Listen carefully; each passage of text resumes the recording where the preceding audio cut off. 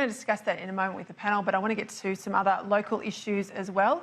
Let's bring the panel in, particularly actually one of the issues I want to get to is this speech by the Attorney-General in Sydney about religious freedom. But let's get into that. Bringing in my wonderful panel right now, Rita Panahi, the wonderful Rita Panahi, and Campbell Newman.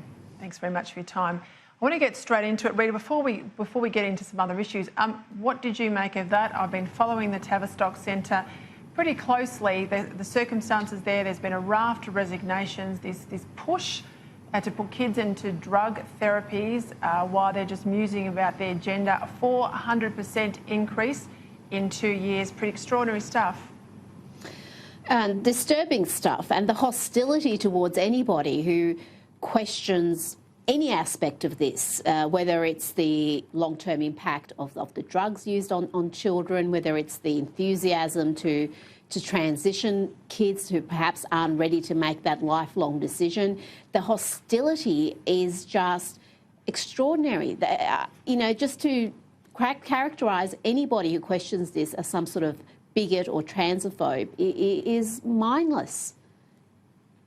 Yeah, well, just on that point, in Victoria, Campbell Newman, Reason Party, which is the old sex party until they change their name, don't fall for it, there ain't no reason there, Fiona Patten, they'll introduce new legislation to ban anyone debating these issues online, let alone in the media like we do here. We cop criticism for talking about these issues, but it'll be silenced online if this bill from Fiona Patten gets her way. Marcus Evans makes the point, anyone who raised concerns, this is clinicians inside a centre that just deals with this issue were called transphobic. Where are we headed, Campbell? Look, it is crazy stuff, and I can actually relate a very personal experience that years ago when we were young parents, we knew another family who had a number of kids, and there was a daughter about the same age as our kids who absolutely rejected being female and insisted on wearing boys' clothes and wanting to be called by another name.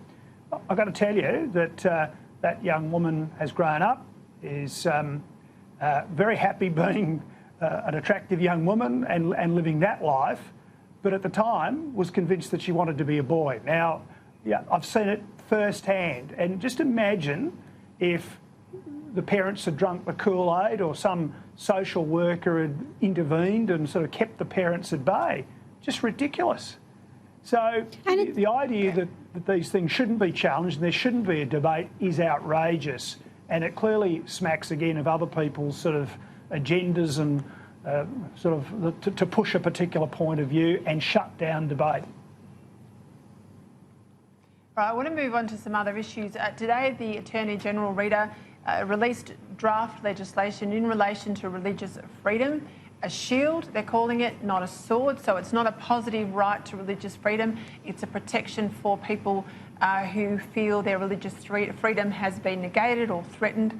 I have to say, it won't be a popular view, that I agree with it being a shield, not a sword, because I fear once you have a positive right to religious freedom that you don't have in other rights.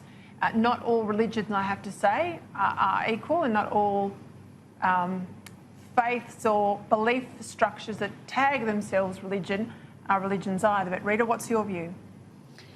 I just think whether you call it a sword or a shield, I think whatever the intention of these laws are, and they are well intentioned, I can see them being misused. I don't think they're going to be used for the likes of Israel Folau to protect his religious freedom to say what he wants on his own Instagram page without being sacked. I think they're going to be used to silence people like Sonia Kruger, who made a comment about Muslim migration and was absolutely monstered for it for months and months. And I just do not like any laws that are almost faux blasphemy laws. I think religion is not above So just on that, criticism. Rita, you wouldn't have it, yeah. So you're saying here, let me be really clear, that you wouldn't have any change to the current state of play. I don't want to extend anti-discrimination laws that we know have been misused and weaponised to try to silence people. I don't think extending those laws is a positive thing. Campbell, what's your view? Because if Rita's right, Rita's in the don't change the law as it is camp, I'm in that, yes, you can have a bit of change, but I certainly don't line up with the Connie Fierravanti-Wells, who wants a really positive religious protection, which I fear could be misused. But what's your view? Look, I'm a bit of a fence sitter on this one, but I think better a shield than a sword. But Rita is dead right, because, for example, is someone going to argue that female genital mutilation, which is part of their religious belief, should be permitted in Australia? There'll be many arguments about religious practice that will be actually unconscionable in terms of this very open and democratic and it's a society where we respect people's rights. So, I think it's just problematic. And I certainly don't want a religious discrimination commissioner. Haven't we got enough of these people running around with their departments and funding and having to do fact-finding missions overseas?